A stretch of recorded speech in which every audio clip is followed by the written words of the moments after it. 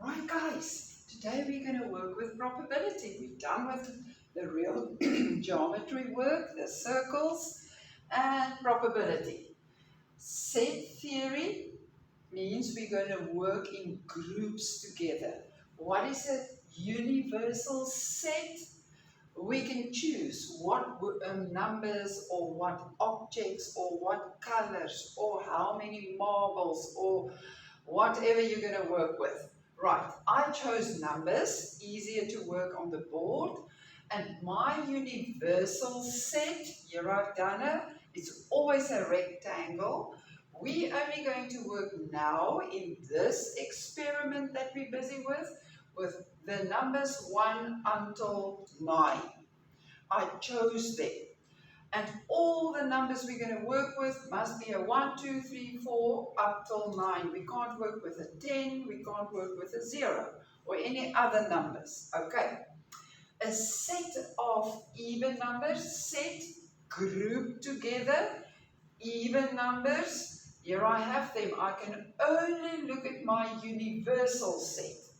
2, 4, 6, 8. All my even numbers in my universal set. Then on this side, I wrote down n of the universal set is 9. What does that mean? The number of elements in my universal set will be 9. If we go back and we count them, there's 9 of them. N of A, I go back to the set that I called A, and I count how many elements do I have in it. 1, 2, 3, 4.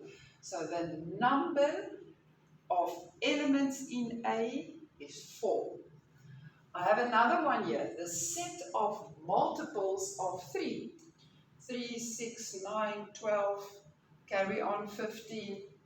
But we can only work with our universal set. So we can only work multiples of 3, 3, 6, 9. 12 is not in my universal set, 3, 6, 9. The number of elements in this set that I called B, 1, 2, 3, 3 of them. Then the set of multiples of 4. And I haven't written it in. See, I always use these curved brackets. You can't use any other brackets. It must be curved brackets to write down all the multiples of 4. 4, 8, the next one will be 12. 12 is not part of my universal set. So 4 and 8. And what is the number of elements in my set that I called C? There's only 1, 2 of them, and I write in a 2. The set of multiples of 12. Now, multiples of 12 is 12, 24, 36. There's no 12, 24, or 36. So this will be the empty set. You can either write it like that. How many elements do I have? 0. You cannot go and put a 0 in there. Show that it is empty. I'm going to write down here the empty set. Another way of writing it down, if you don't want to write the 2 brackets or you're struggling to make these curved brackets, you can also make a circle with a line through. This indicates nothing in there. But the number of how many elements is 0. So don't confuse the 0 somewhere here. 2 symbols to write down there's no elements in this one. Now I want to draw this in a Venn diagram so that I can picture the story for myself. In this block, my universal set, I must only have 1, 2, 3, 4 up till 9, and I can write the numbers down only once. So if I start with A, there's my A, 2, 4, 6, 8 must be in this one. But here I see 4 and 8 is also C. Now let's label this one A. C is 4 and 8. It must be right inside here. So C, 4 and 8 must already be here. I can see 6 is in A and B. So let's overlap B with A and write the 6 in here. Now let's complete A. We have the 4 and the 8 and the 6. The 2 must just be somewhere here.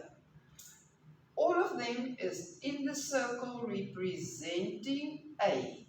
C is already represented. B is a 6. The 3 and the 9 must be inside of B. Let's put D somewhere here. It's an empty set. We're not going to write anything in D. Where's the rest? 1, write it somewhere in your universal set, but it's not in A, C, or B, or D. 2 we have, 3 we have, 4, 5, haven't written down 5, 6 we have, 7, 8 we have, 9 we have. Let's just quickly check. 1, 2, 3, 4, 5, 6, 7, 8, 9. They're all written in the universal set. There will be 9 numbers. The number of the universal sets is 9. In A is 1, 2, 3, 4, like we've written down. In B, there's 3 elements. In C, we have 2. In D, there's nothing. So this is my Venn diagram. Now to quickly go through these concepts, a subset is when it is totally contained by the other one. C is totally part of A. So C is a subset of A. Can you see? C is right inside of A. Here's my symbol that I'm going to use. It's not a capital letter C, it's a different symbol. Okay. Intersection is where is A and B. And it will be this part, where A and B consist. The red part is part of A, but the red part is also part of B. And the intersection of A and B will be the element 6. Union is when it is A or B. And I always think in terms of a little basket. Everything in A and everything in B, A or B, this is the union. So all of this must be, A must go into my basket and B must go into my basket. Everything of A and B is the union. Okay, let me just draw the lines again, they disappeared. Right, a last one, complement of A. You write down the A, you make a small little curve, like a C. That means everything that is not in A. So the complement of A will be everything not in A, right around A. So if we go back to our situation that we have here, what will be in the complement of A? 1, 5, 7, 9, and 3. They're not in A. If I want to know what's the complement, I hold my hand over A. And whatever is still visible, that is the complement of A.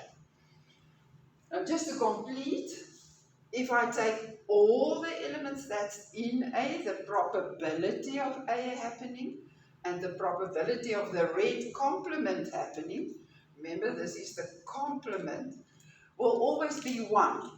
Whenever I work in a universal set, like I've clearly indicated it here, all of them together, 1, all my numbers 1 to 9 is definitely in there. The probability is 1, it's certainly in there. So if I want the probability of the complement, Then I bring this red one over the equal to sign, and if it comes over the equal to sign, it will change into a minus. 1 minus the probability of A will give me the complement. In the next video, we're going to work a little bit with this. Thank you.